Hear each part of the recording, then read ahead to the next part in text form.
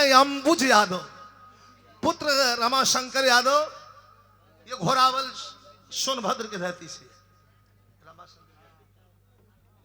200 रुपया पुरस्कार बचवा के शुभ आशीर्वाद दीर्घायु हो। सब बहन के प्रणाम बा। तनी छठा,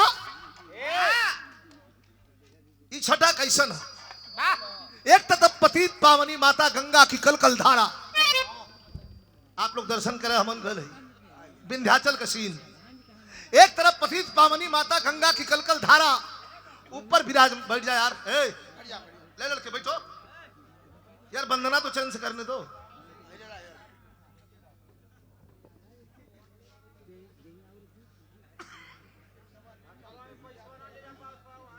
अच्छा करो करो,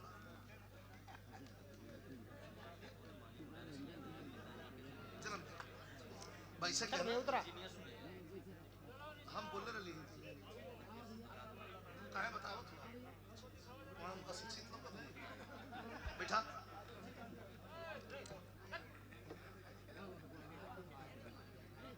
माननीय धरती पुत्र माननीय नेताजी मुलायम सिंह के जन्मदिन के उपलक्ष्य में 22 तारीख के शानदार कार्यक्रम हो, और इंजीनियर सुनील यादव बहुत अच्छे कलाकार, उनके साथ में गायिका नीतू यादव, दूंगा ना पढ़ दे, ग्राम सभा भौरही में।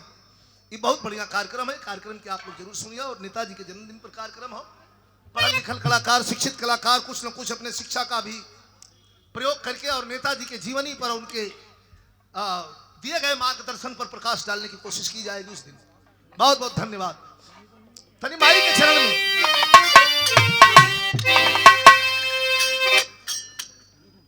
तो एक तक पतित पावनी माता गंगा की कलकल धारा, और ऊपर मैया विराजमान है। दर्शन करे बदे हम जायल जला, लेकिन माई का श्रृंगार खाली हम आप ये दुनिया के लोग ना सजावत हो, के सजावत हो, कभी ने कितनी खूबसूरती से लिखा है। ले बना लो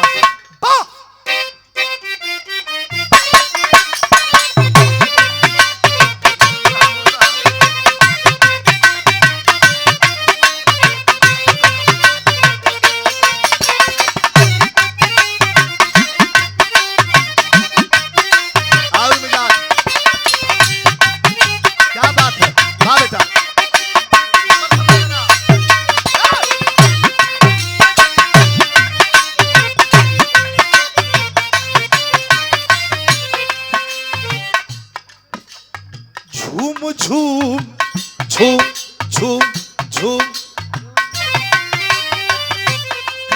आपन ध्यान आप लोग ले चलिए वहां माई विंध्यवासिनी की, यहाँ मिर्जापुर जिला हो, यहाँ ना होई तो कहाँ हुई ऐसे।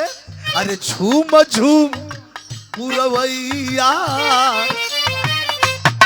पूर्वा हवा, अरे झूम झूम पुरवैया मैया के केस सवारे।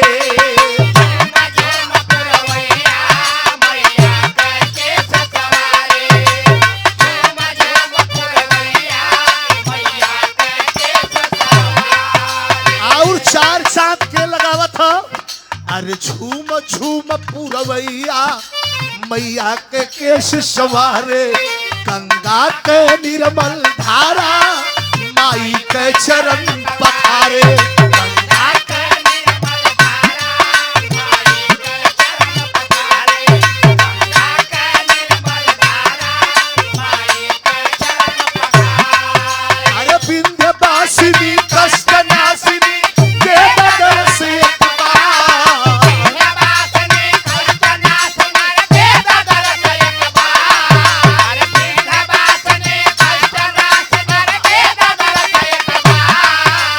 Pinga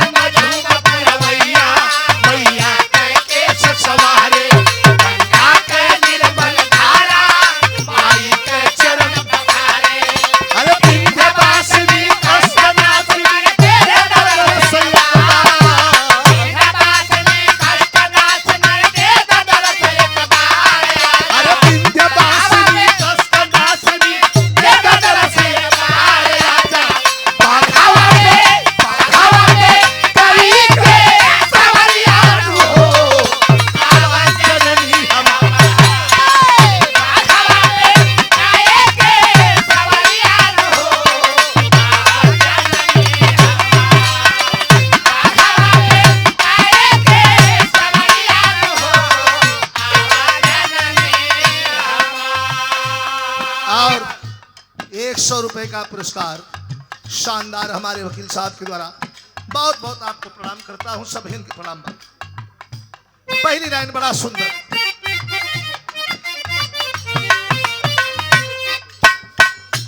माई के चरनिया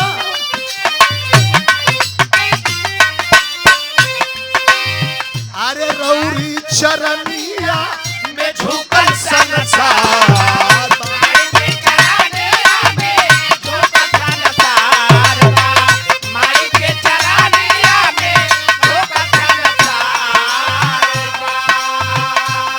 हमारे ड्राइवर भैया भानु प्रताप यादव जी पुरस्कार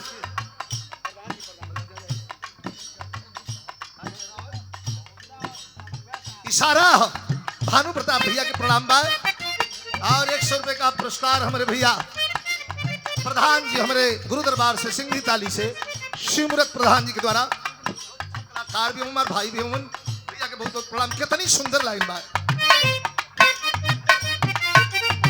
अच्छा तमाई के चरनिया में झुकल संसार। अरे कुछ ना हमारी, अरे कुछ ना हमार माई, सब कुछ तो कुछ ना हमार माई, सब कुछ तोहार। कुछ ना हमार माई, सब कुछ तोहार। बहुत सुंदर कलाकार हमारे शिष्य राकेश भारती, बहुत मेहनत किरण बाबू के द्वारा ये पुरस्कार हो। बहुत बहुत शुभ आशीर्वाद, धन्यवाद। कहना हो कैसे।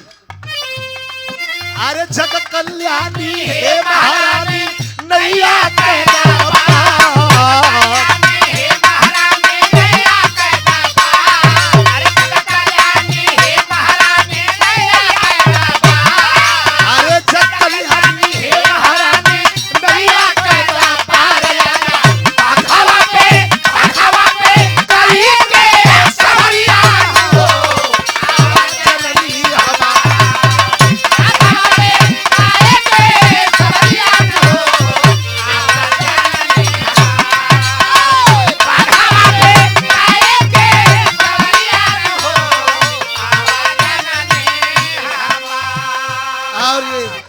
शानदार 200 रुपयों का पुरस्कार प्रदान किया गया हमारे शोभा यादव भैया चुनार के धरती से। बड़े पुराने मित्र हैं। जब मैं शुरुआत आया था गाजीपुर से बनारस में गाने के लिए प्रधान जी, तो आप लोगों ने बुला करके यहाँ चुनार बस स्टैंड से लेकर के और मिर्जापुर तक साथ साथ ले जा करके एक भाई का फर्ज आप लोगों ने अदा किया था। हमारे शोभा भैया के बहुत बहुत नमस्कार प्रणाम, सब भैया के प्रणाम। चुल्ली Yadav ji JCB operator human कुश्मी की धरती से ये पुरस्कार दहलन है। चुल्ली भैया के बहुत बहुत प्रणाम हो, सब भैया के नमस्कार प्रणाम। बात दूसरी लाइन बड़ी सुंदर लाइन, यह 100 के 100 का बंदिश कैसे। कुछ लोग कहलन शारदा माई पर कमेंट करलन कि वो तो कलाकारों की देवी है, फनकारों की देवी है, विद्वानों की देवी है। लेकिन हम कहिला ना, लड़ाई के मैदान में जब जब बहादुरों की तलवार उठी है, जब जब मैया को याद किया गया है, तो एक चंडिका के रूप में भी अपना दर्शन देती है। इसलिए प्रमाण स्वरूप भाव है क्या।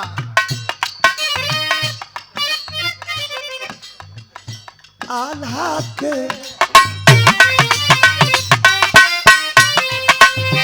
आल्हा के अमर पद, आल्हा के अमर पद तेही के सवर।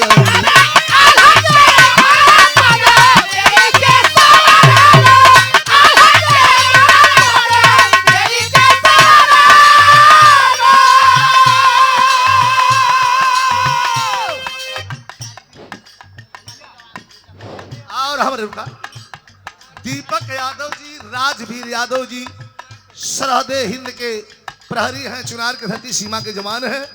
500 का पुरस्कार दहलन है। भैया के प्रणाम भाई। जैसे हमारे बड़का भैया भी पुरस्कार दहलन। और हमारे कवि जी बिहारी यादव जी पुरस्कार दे कवि जी के प्रणाम। लाइन कितना सुंदर हो, आज भी आल्हा का फूल मिलेला।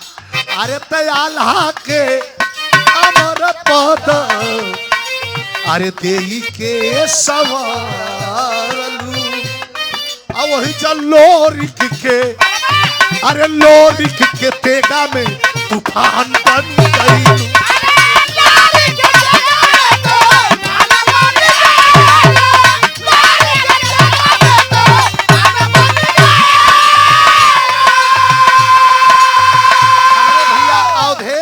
पटेल इंदरपुर की धरती से पुरस्कार देके हौसला बढ़ाने भैया के प्रणाम।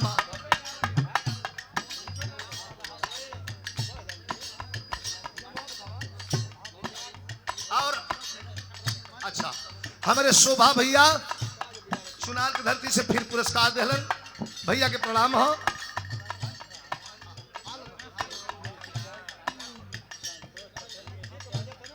हमारे संतोष कुमार पटेल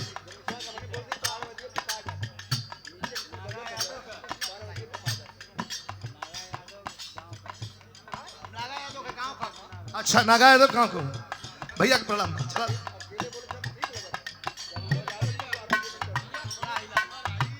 एकदम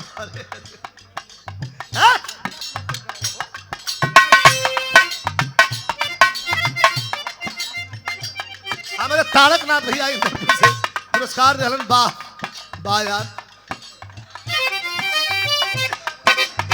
अरे आल्हा के अमर पद देई के सवरलू अरे तलोरिक के अरे लोरिक के तेगा में तूफान बन गई।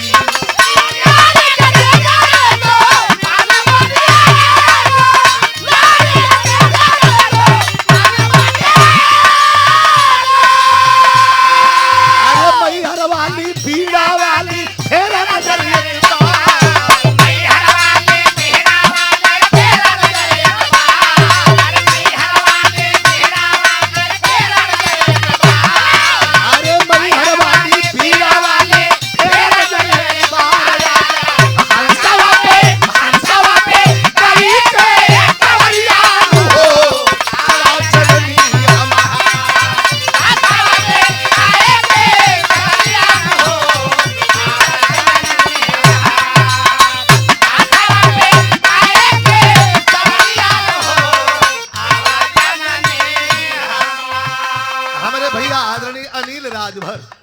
पुरस्कार 200 रुपया दिलन है।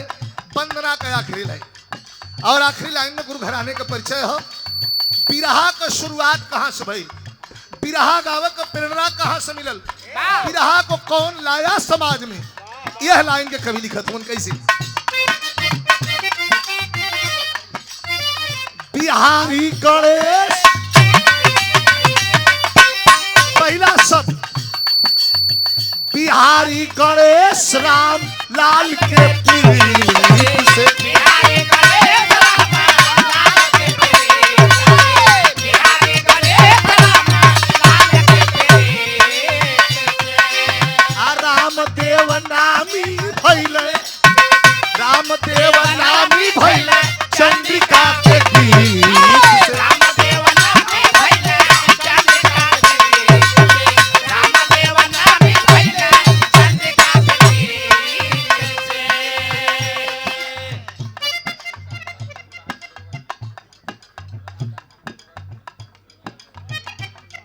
हमारे रविकांत दरोगा जी और उमेश यादव जी के द्वारा ये पुरस्कार मिलल हो।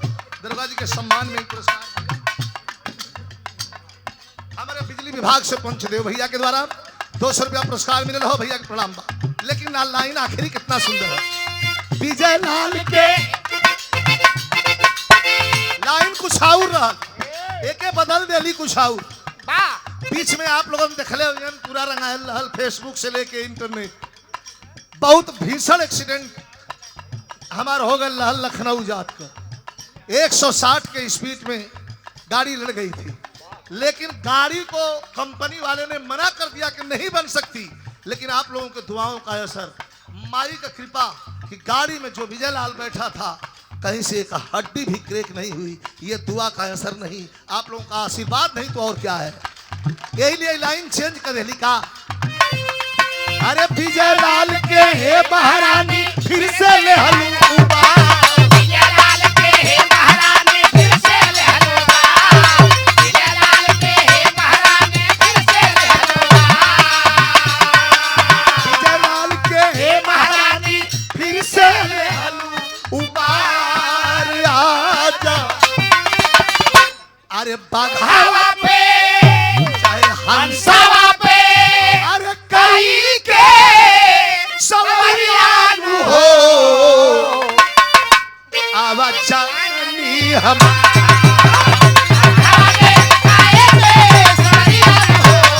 आवाज हंसावाले आए पे सरिया हो। हंसावाले आए पे हाय हो